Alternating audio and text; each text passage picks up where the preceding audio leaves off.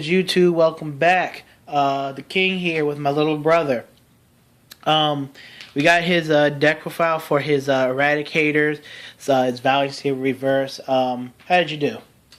My last term I didn't do too well. Yeah, I know you got sacked a lot. Yeah, I did. Alright, well, he got sacked a lot, but he's improving with his deck. It's actually a really fun deck to play. It does play to the whole eradicate your field sort of strategy, but I'm gonna move over. I'm gonna let him take control, and I might provide some side commentary. So, all right, Jared, go ahead. All right, so let's start off with the grade zeros. I have the starter Ambush Dragon Eradicator Linchu. But you know what he does: counterblast one, push him in the soul, and then retire. Grade 1 or less. So he's really good to get rid of starters, especially Dusttail Unicorn for Link Jokers. And then for my trigger lineup, I run 4 heals, of course, and then 6 draw and 6 crit. Reason being is that you want to get the draw triggers. You want to see them as often as you can, so you can get into your cross rides and your rear guards, and you can use these as lock targets. I'd rather use these than my crit triggers, which are my 10k shield. And yeah, these are, to put on pressure. Alright. On to grade 1. Alright, the grade 1s, I have 2 10k boosters, Kokaji. I have 4 demolition dragons, my bad. 4 Shukis, of course, and 4 perfect guards. You know the necessity of perfect guards. 10k attackers is to make columns, and they're good boosters.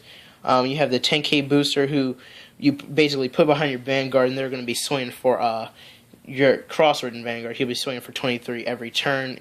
Say you don't get his limit break off, and then you'll still swing for 23 if you do use a limit break. So yeah. You're not losing anything. And if you break ride and decide not to use his limit break, then he's swinging for 33. But this is the best grade 1 in the deck. Whenever you retire something, he gets 3k.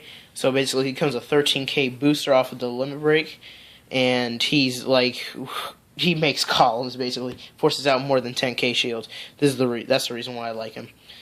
All right, on to grade 2s. All right, my grade 2s, I have 4. 12k attackers, 4 damage and flippers Zuitan, and then 4 Rochishan, aka Master Rochi. Three Rochishan. Basically, Rochishan, I run him at 3. He's actually the best grade 2 in the deck, but the reason why I run him at 3, he's 8k, and you really don't want to ride an 8k defense all the time. Basically, what you do is when he retires something, he gets a 5k boost, so he'll be at 13 off of a break ride retire or Lynchy retire, and then you have your and then if you limit break, he's gonna be swinging for 18 by himself, and 28 if you break ride and then you limit break. No, it's 23. 28. Oh yeah. But like a great combo is to put him in front of Shuki, and he can be a 31k column by himself with just that, and that's a good combo with it. That's your game winning. That's a game winning column right there. Basically, yeah. That's why Shuki's good. And then I have my 4 damage and flippers at Soul Charge. He's your turn 2 ride. Yeah, he's my turn 2 ride. You want to counterblast. You counterblast with Lenshu, retire, then unflip, Soul Charge 1. You Soul Charge Vowing Sword, and you don't get him in your hand. It's like, it's beautiful. Yeah, because you get your 13k defense.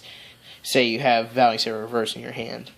And then you know why you run 12k attackers. So that's the grade 2s. Let's go to grade 3. Alright, so here are the 2 grade 3, the 2 different grade 3s in the deck. I run 4 Vowing Saber, Vowing Sword Reverse. Vowing Saber Reverse, and then 4 Vowing Swords, and because you want to, the cross ride thing, I chose not to run Descendant because I feel like Descendant doesn't really play into the style, and he'd just be that one card. that you're just gonna ride at late game if you see him. I'd rather have play defensive at the end of the game. Say your opponent survives both of your limit breaks, then the 13K base comes in handy. Yeah, the 13K base really does come in handy.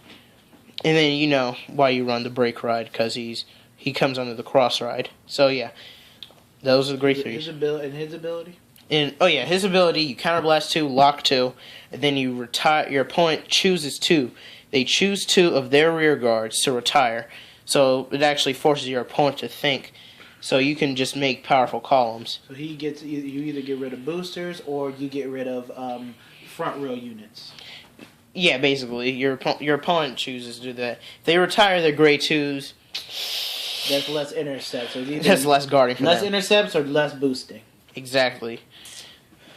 All right, that's the gray 3s. All right. Well, that's a deck profile of his Eradicators. Definitely like, comment, subscribe. I do, it's not an expensive deck at all. I mean, he's still about $10, but how much is he going for? He's going for like $7, maybe. He's like going for like $8. So definitely outside of the perfect guards and possibly these guys, definitely a pretty cheap deck that has a ton of power and is really really good for you to make. But yeah, that's gonna be it. That's gonna be it for me and my bro. This is the King, and I am out.